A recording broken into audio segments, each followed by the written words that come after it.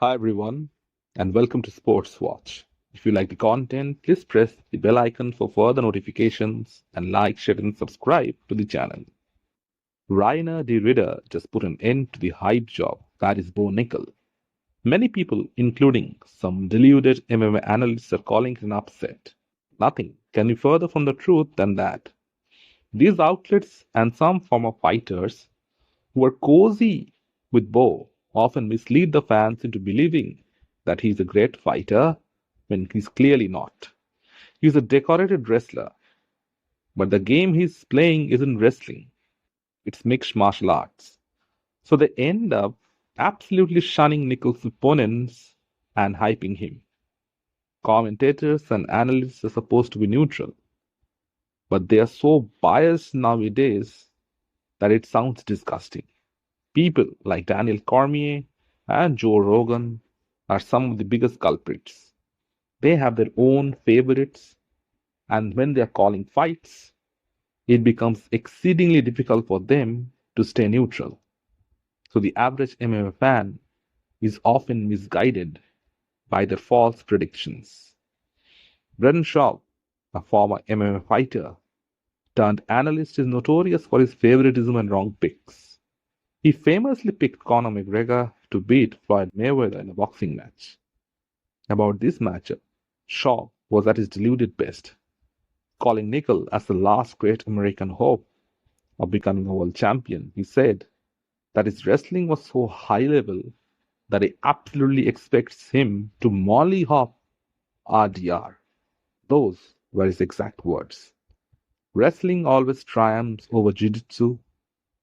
Looking at one of the matches, one couldn't help but gasp at the kind of punditry that was on display. Not only did Nickal not out-grapple Reinier on the feet, it wasn't competitive as well. The clinch game of Nickal was shocking. It looked like he had forgot what he had signed up for. And another thing that got exposed tonight was the fact that Bo doesn't like getting hit. In the clinch, when RDR was throwing elbows and punches, Nickal's expression was like he wanted to get the hell out of there. And then that knee to the liver made him crumble like a sack of potatoes. Reinier de Ridder had the perfect game plan. Those knees down the middle were a big part of his offense tonight, and it was clear from Bo's body language that he was not enjoying those kicks one bit. Looking at Bo's performance, one can't help but wonder what was the hype all about. This whole crap about American wrestling being better than Dagestani wrestling was once again badly exposed tonight. Imagine the audacity and the high-handedness of Nickel that he was calling out Chimaev not too long back. After watching this fight, he should not even utter his name anymore. Those guys are built different. They are savages. They have found the mountains. Their way of life is a far cry from the American way of life. And one thing that separates them from other fighters is their heart and their dedication and their sheer willingness to fight. They are never going to give up and fight till the death. It's a mentality that few fighters from this part of the world have.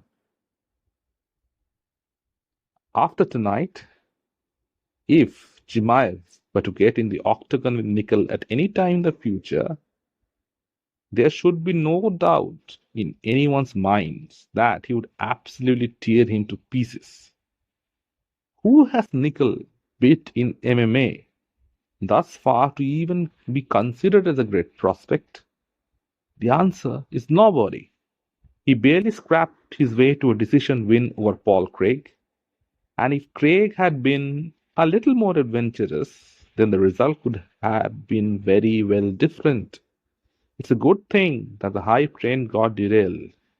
Otherwise, the fans would have been forced to hear lies and nonsense about this guy and fairy tales about what a killer he is. Reinier de Ridder, on the other hand, got the dominant victory. This win just solidifies his position as a middleweight contender. He called out Sean Strickland after the fight. He said he just beat the best American wrestler and now he's willing to fight the best American striker. It's a good call out. It's definitely a fight that's worth making. And De Ridder deserves someone higher in the rankings after a performance like that. He's a well rounded fighter and decent everywhere. He can give Sean Strickland plenty of problems with his variety and different looks. Sean Strickland is one dimensional in his fighting. He has great cardio, he walks down his opponents and basically boxes with them. One of the main reasons that he didn't win that second fight with Ricus du Plessis was his inability to adapt his game and change it accordingly. And RDR can surely ruffle some feathers if they were to fight sometime down the line in the future. Let me know in the comment section what you feel. And if you like the content, please like, share, and subscribe to the channel.